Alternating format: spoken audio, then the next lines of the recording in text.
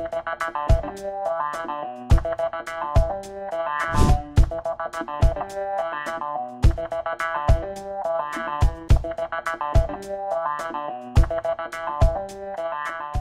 everyone, and welcome to One on One on Decoded TV Studios. I'm Joan Ngomba. Today I have a special guest joining me on set, and we're here to talk about a song that was written and inspired by something I created, and that is Freaky Table. An episode of the show from season 3, Naija Edition, talked about daddy issues, and a Cameroonian artist called PRAX decided to write a song inspired by that episode. First of all, if you haven't watched that episode yet, take a look. When I was born, he denied the pregnancy like a Nigerian film. I'm saying it and laughing now because I've done my full 360. I wish, as much as I'm okay with this life, I wish I didn't have to have this life. But then when you accept that this is my reality, nice that you have 5 sisters and father and mother. I don't have any. So she walks in with him, right? And instantly, everybody's so excited. Oh, Charles' daddy is finally here, right? I'm in the kitchen, I'm trying to cook something, and then he will touch me inappropriately. Oh my God. Oh Lord. Oh God. And I've never had that conversation with him because I just pushed him away and I moved on with my life to focus. I just needed my mother to be proud.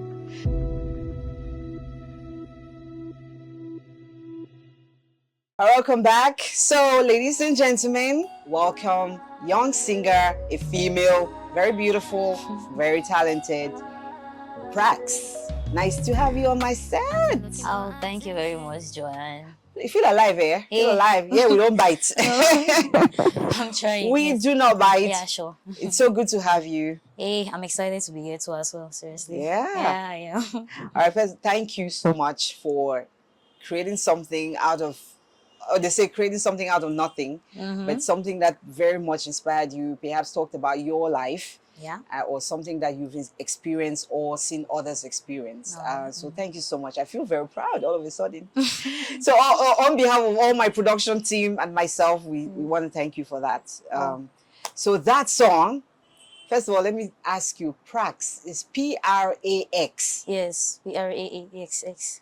Where are you from? Tell us a little bit about yourself. Okay. I'm from here. From Southwest, okay, Manu actually, yes. And the full name is PRAX Sedis, right? So I just got my stage name from it, PRAX, yeah. Right. Yep. I like it. Yep. I like it. PRAX is just like PRAX. Yeah, and you'll never know. This comes from my name. I don't think all of us knew. But it's good to know now, which is fine. Yeah. So let's talk about this song because it very much when I heard your boss called me and told me, oh, I have an artist who watched your show and decided to create a song from the show. I was like, wait, what? Because no one has ever done that. I was like, what? All right, so first I got my head got bigger, and then I was like, okay, let me talk to you. Let me listen to the song. And say, oh, it's not finished. It's like, just send the demo. I will listen to it. And when I listened to it, I was very impressed. I must say that. Thank you. So let's talk about the title of the song is Daddy Issues. Or it will change down the line. I think it will change down the line. But all right. Yeah. So for now, it's Daddy Issues. For now, it's Daddy Issues. So let's talk about that song a little bit. So what inspired the song? All right. So like you mentioned, my boss. Yes, he knows me well. Let me see. I'm someone that I'm intense. Yeah, I'm a little bit intense. I think I feel too much. Yeah, a little bit too much. Things that normal people, yeah. So when he saw that, I don't even know why he sent that to me because I've never mentioned something like that to him. Right. Yeah, he just sent it to me and then I watched it. I was like, say, hey, how did you know that, something like this, like I can relate with something like this so, much. And after watching it, I was, let me not say speechless. I felt like I had brothers, I had sisters, I heard your story, I heard Charles. And the person who really struck something in me was Temitope, yes. Yeah. Her own story because it's somehow similar to mine. Yeah, somehow similar to mine. So, and I was like, it really took me time. He said, yeah, can you? I said, I can definitely work on something. And then I sat and sat. I tried. I'm like, this is supposed to come from within because this is something Yeah. that I have actually experienced. Can you guess where I wrote this song? No. I'm intrigued. That I want to know everything about the song, to be Okay. honest.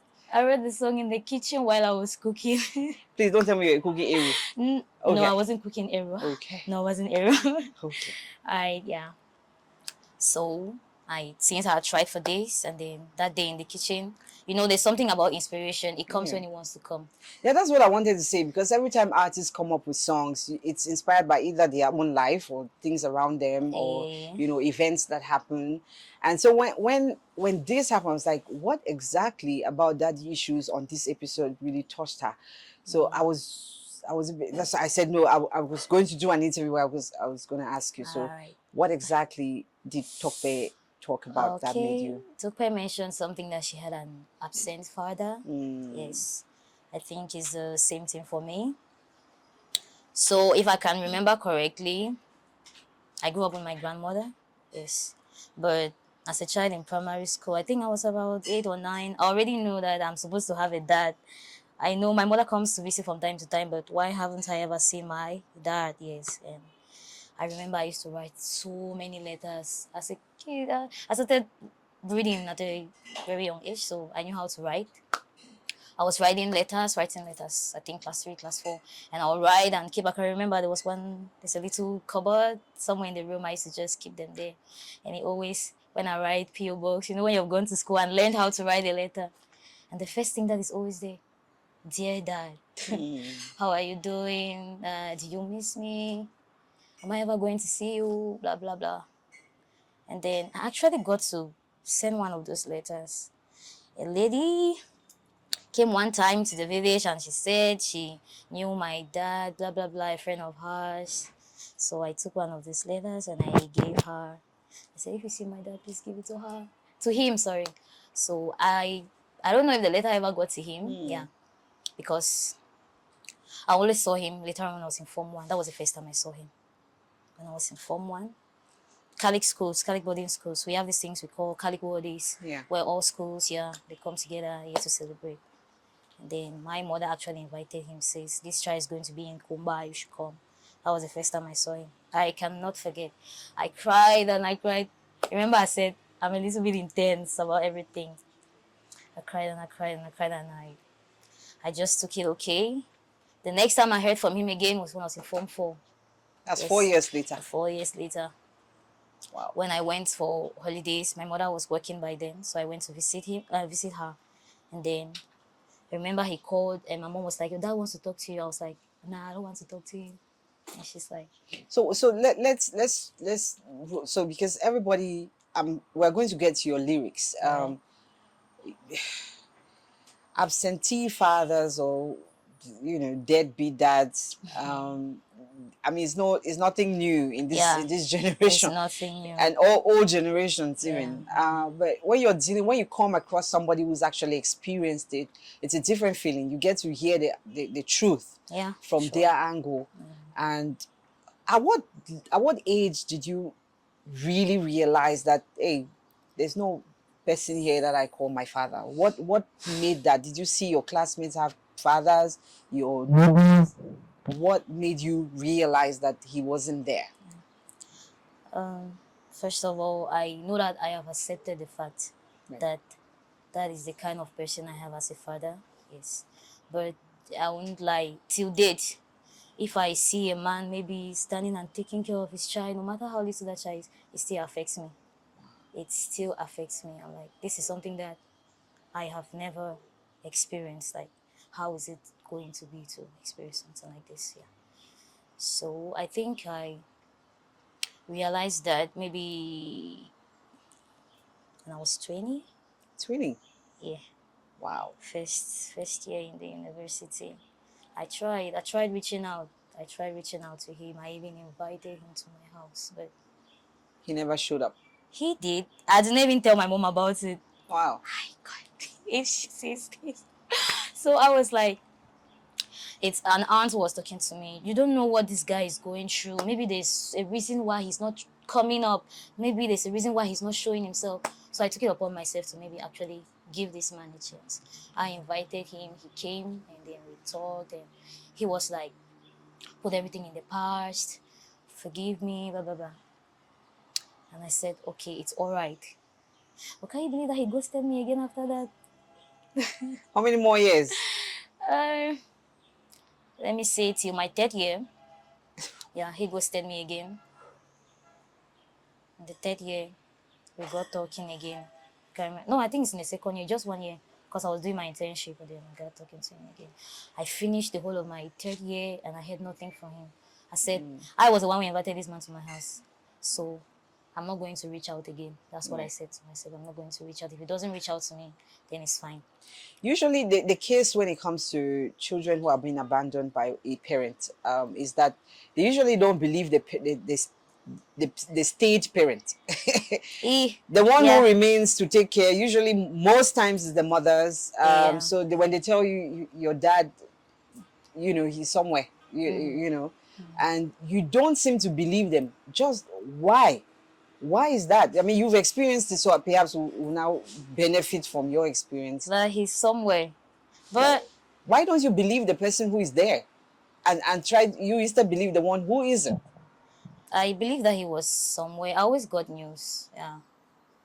He's here, he's there, he's here, just from time to time, from place to place. But I'm somebody, let me say, I got mature at a very young age. Yeah. So I don't know that I believed the one who left or I believed the one who stayed with me anyways. Yeah. He always said something. He always, whenever we talk, he always says, because it's when I was 20 that we actually really started having conversations. I mean, I'm old and mature. I can handle my stuff myself. Yes. So he always says, my mother is instigating me against him. Right. He always makes that statement. But truth be told, I can't lie on camera. You can't. My mom always says, I cannot, even when she tells me things that happen between them. But she always says, I'm not telling you these things because I want you to hate your father. That's always her statement. I'm telling you so that you should know. You are a girl too, just like me. You should know all these things, and then whatever your reaction will be is up to you. Right. Yeah, I think that's it. So was there a point where you blamed her for your father not being there? No, I don't blame her. No, not now. Like then. No, because I would just say she was young and naive. It happens. She was young and naive. Not everybody gets that lucky. Those that have teenage pregnancies and the rest, not everybody gets that lucky to escape it. Yes. I mean, like I was telling somebody that I would suggest that do not let, if there's a way we can make a movement, do not let female children to get into relationships until they're in opposite, or maybe when they're going to the university, because the world is bigger there. I always say that for myself, because when I look back, right, if I started doing those things, I don't know what would have become of me. I don't know how it would have been, but I know that at that age, you cannot really think. The world is small. It just revolves. You get just around you, around few people. But at that age now, normally, you're always exposed when it comes to the university. Yes, I think by then, even though some people don't make good decisions, but I think it's better than that. So I don't really blame her. Usually the case, I think most people, what I've read about this kind of situation, especially for girls, for the girl child, is that she tends to either date older men because she sees her father in that person, Right. and then others go through this trust issues, like they don't trust men. I have high level trust issues. So which of it was you? I have high level trust issues, like extreme level. For men, or just everyone? For men, I don't believe a word you say. So why is that? I don't know. Let me say, him, because of him partly. There's so many times that he has said things to me. I will do this, and then he just left. Like when I was in Form 5, he called. He said, "You're going to write the GCE this year, right?" I said, "Yes, Daddy." And she said, "Don't bother. I'm going to make sure your preparations. I'm going to send money for your registration, blah blah blah. And then he never called me again. There was even a time he said, I think that phone when he called is like, what's your shoe size? Blah, blah, blah. Like, and then nothing ever happens. So it's just, Failed promises. yes, the promises. It really, yeah, it really gets to me. Wow. I'm sorry about that. Yeah, I can imagine. Well, mine, I've said it. I don't know where my relationship with my father stands as we are talking. I Yeah, don't know if it's ever going to be fixed. So, I well, just I get leave to it. live with it. Yeah, I mean, that's life. Yeah, that's life. So about this song now, because I'm seeing everything that I'm trying to understand your past and how you grew up as a child without him being there. And I was listening to your lyrics, and it practically said that, like, I don't even know when you're going to come. I don't even Yeah, know if you're even ever going to show up yeah. for anything. But does it still bother you that he's not there? As of now, no, it Doesn't. doesn't. And like I said, we get to live with it. Mm-hmm. So I guess I'm living with it now. Yeah.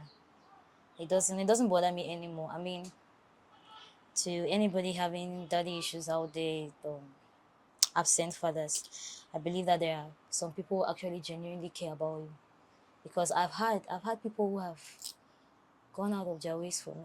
Mm-hmm. Uncles, grandparents, yeah. They've shown me love.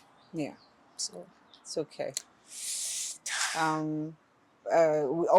Like, I'll ask you this question, which is I'll try to be as straightforward as I possibly can. They always say that there is a difference between a dad and a father. If you're looking at your dad or your father, yeah. do you call him daddy because you feel like he's your dad, or you call him dad because you just know he's my father? What is it like? So Do I those call him?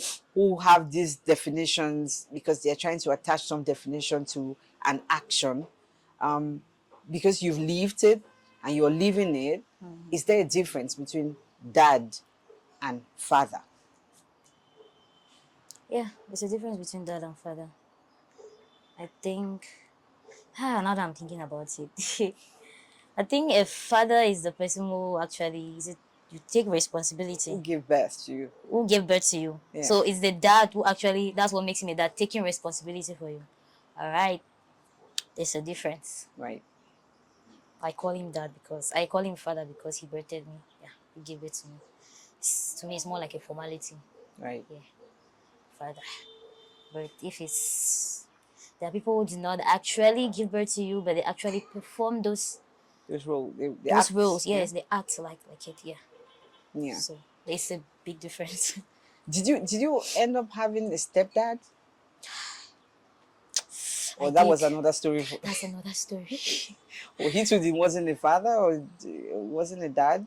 Or the Yeah. expectations, your expectations were too high for him? I did not even know. It was first of all strange because I actually lived with him for a few years. It was strange having I'm not say having a man in the house because I had a grandfather here at home, but having a man, my mother's husband or my mother's fiance or whatsoever, it was something really new to me. I had to try to get, yeah.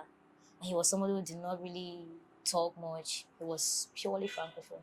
Wow. So it was really difficult to communicate. And I always say that he has a funny way of thinking. Yeah, he's stereotyping so many things. Yeah. So but it was below expectation. Did you living with your stepdad, did he actually bring you to a point where you were like, I wish my dad was here, perhaps he could have understood me better, I could have communicated better? Now Yes. I can't seem to communicate better here. Not because the person is a bad person, just because maybe it's the language and the culture that's different. Did it come to a point where you were like, man, this guy, I wish you were here so I can talk to you? Hey, I think I've thought about it. I wish you were here, but if it's maybe to talk to you, I don't think You don't want because to talk to me? What are those things that girls talk to their dads anyway? Because I know I have no I don't think we had idea. I have conversations no at all. idea what. I see my friends like, oh, my dad did this. Oh, you are the best. Oh my God. I'm like, I'm clueless. Do you know that used to bother me? You It know, does. when I saw my friends, you know, they had these good stories with their fathers. They were like, oh, Yeah. I talk, You you know, I'm see, open with my father. I talk, I you don't, see girls I on was just TikTok like, with their dads. That I'm like, I'm so lost. oh my God. Yeah, I'm just so lost. And So sometimes I get lost. jealous sometimes. Yeah, I'll just be like, well, whatever. I get jealous too. Yeah. Like I say, it still does something to me. Whenever I see girls that are close to their dads. And it's lovely. I have It a is. daughter now, and I would say at this point, I'm actually blessed because the father is like there. Exactly You my know, point. the father is there. You know, it was a bit just rough at the beginning, but I think now it's very well. Like I love their relationship. He's there. He calls, he visits, he's there. He buys her all the things that she needs. And I think I love it that way. That's my point. I always say that you guys don't necessarily have to be together Mhm. or end up together, but you should have that conscience, that sign of responsibility. You should feel it. I gave birth to this child. You should do something. Mhm. Should do something for her. I really felt neglected. Like, and since 20 years, the question that has been running through my mind, I even asked my mother once, I was like, does this man really love me? I'm like, to me, I said, I'm not sure. Because if you love somebody, it's going to show. That is, make efforts. And it has its way. Yeah. Deep talk. But I'm like, All right, doesn't Father's really- Day. I'm gonna ask you because you know all of us here we're dealing with that. Sometimes remember when Aska said, "Oh, she wishes herself a Father's Day because she well kind of she's the father to her child." that's what I said. And the internet went gaga, you know.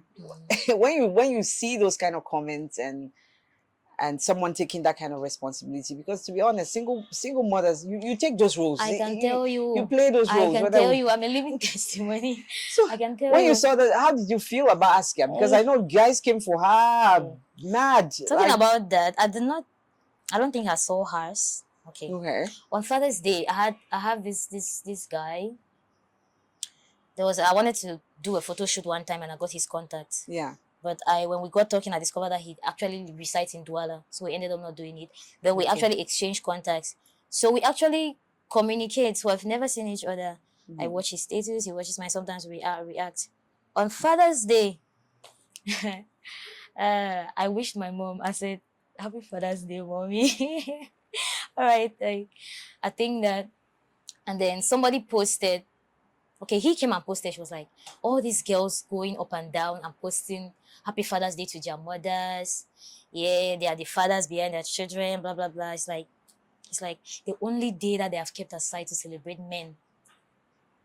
We, the ladies, want to claim it. How was your reaction? I was like, I'm somebody that I always like to get your point of view, right? Yeah. So I was like, I said, everybody's entitled to their opinions. If you feel that it is not okay, that's fine. But for me, I know that my mother has been my father, my mother, and everything. I don't necessarily have to put it out there and go. And that's why I've never even put it on my status a Happy Father's Day to my mother. And when I even wrote her that, she was like, "This child, who are you? Have you wished your father Happy Father's Day?" We're talking, and then I think we had a little issue, my dad and I again. So I stopped talking. But when she said that, I went back and I wrote Happy Father's Day. I sent it to him, even though he did not come online for a long time. But what is there living the truth? If he's not your father, it's like, why? I don't feel the connection. Point, like it should be personal. Yeah. Yeah, it should be personal. So why do you have to come publicly and say, "Daddy, Why? Happy Father's Day," and then at the back, like he's not in my. I don't even know why I even wish that. Yeah. Like, I prefer you just sit quiet. You know what it means to you. yeah. Yeah, I think that's it. I've never wished my mother happy. My father was there. It's just like it's not as if he wasn't. He was. He was in the house. Yeah, I know. You know, but you know, he wasn't a dad, but he was a father. So which is fine. But happy he played his own role, at least making me know good and bad and good and evil. There's and always a lesson to learn. making sure that I know God, which is good, and it was quite disciplined. But I don't usually Father's Day. Would you encourage people who live like single mothers? People were raised by single mothers to wish their mothers a happy day, that they should not feel bad wishing their mothers happy Father's Day because they feel like my mother is acting as a father and a mom, and that's the exception for those whose fathers are dead, right? So if your father is no more, that's a different story. But for those who their father left, as my friends say, went and went it. You know, went and went it. Yeah. Yeah. So do you encourage that that they shouldn't feel bad But or wishing their mothers? like I said, to me, I believe it's something personal. It's something personal. You don't necessarily have to go out to the world and shout. My mother has been my dad, my father. But why not? Uh, For fear of what the society is going to. Why? Not really. Which society? Not really. Okay, maybe it's because I'm a private person, private somebody. Like I told you when I said that to my mom, if we have something to talk about, if she says what I did was not right, yeah, she can give me her points of view. Yeah, you get. We just talk about it and stand on the same ground. Yeah. But that's it. It should be what it means to you. And if you think that what it means to you, you want to broadcast it and be ready for what the society is going to throw at you. You get? Yeah, but it's not a bad thing. It's 50-50. Yeah, it's something more personal. I think that's just it. All right, so we're concluding this interview where I have to just ask about particularly the song. Where do you want this song to go? How do you want people to receive it? And who are those to receive it? I want children like me to receive it.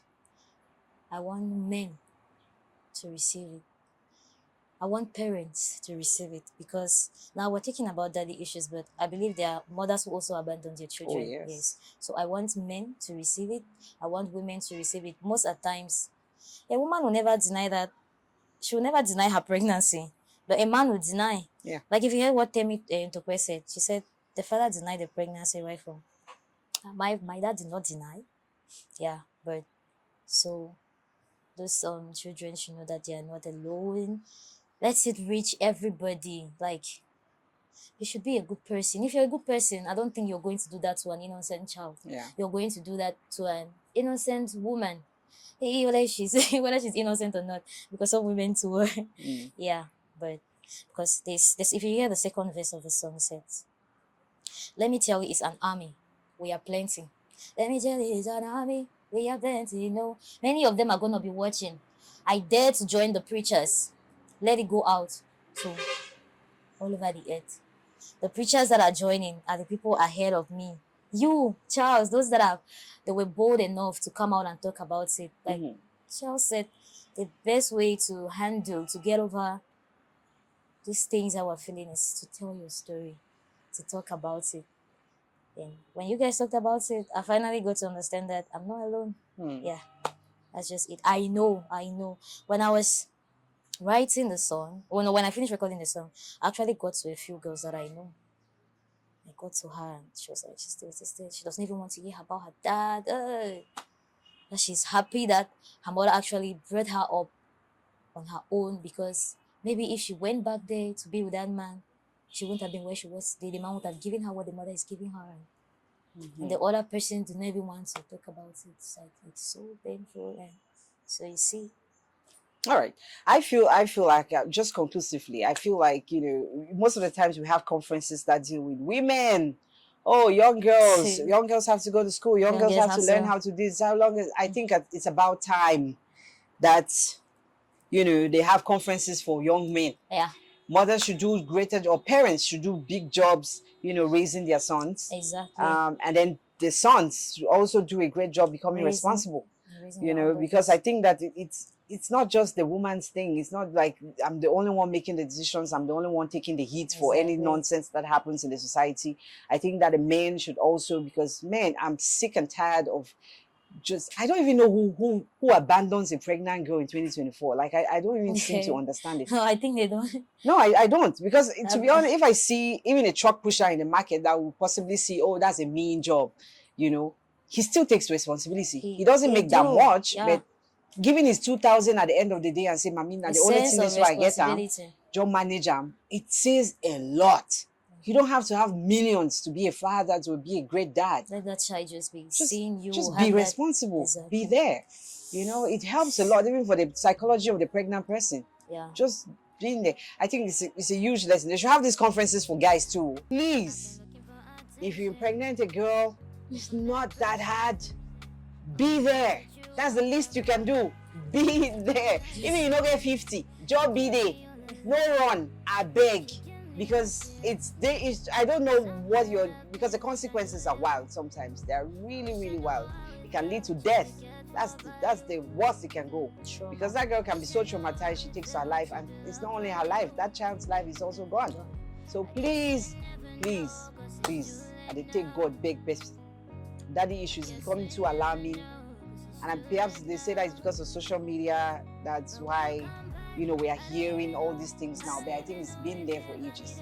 So please, guys, I love you guys too, because, you know, but please be responsible. Be responsible. PRAX was here, one-on-one interview on Decoded TV, and I'm so proud of you. I wish you all the best in your career. I can't wait to listen to this song when it's fully done and out for the public to listen to. I hope that everybody who's been through it, like myself, like her, like Charles, like Tope, all of us, we are a huge community. Please listen to the song. They say be mindful, but please also be bold to express yourself. If you don't like something, say it. It will help you, especially for the guys. Share, talk. Don't put everything for your head. PRAX, thank you so much for being here. And like I said, on behalf of everybody, myself, Temi, Charles, the production team in Nigeria, here in Cameroon, I want to say thank you so much for being inspired by something that we created. I hope that this song goes a long way. So, is there anything that you want to say to your fans? That's, you know. All right. Fans. We don't have a fan name yet. A fan club name. We'll figure it out. All right. Yeah, I just want to ask for support. Yes. I'm not guaranteeing. I'm always going to be saying the truth. Yeah. My songs are mostly inspired about life and the things that I face, that all of us face. Yeah. Not everybody is bold. I'm going to be your voice. Yeah, let me be your voice. So when the song comes out, when you hear any of my songs, please show me massive love. And you can find me everywhere on social media. PRAX sings. You will see me. PRAX or PRAX sings, yeah. Okay. You will see me there. All right. Thank you so much. Thank you guys so much for watching. And please remember, you can watch this interview on our YouTube channel at Decoded TV Studios on YouTube, as well as you can follow us on all social media platforms at Decoded TV Studios. My name is Joan, and it was PRAX. Have a good day. God bless you all.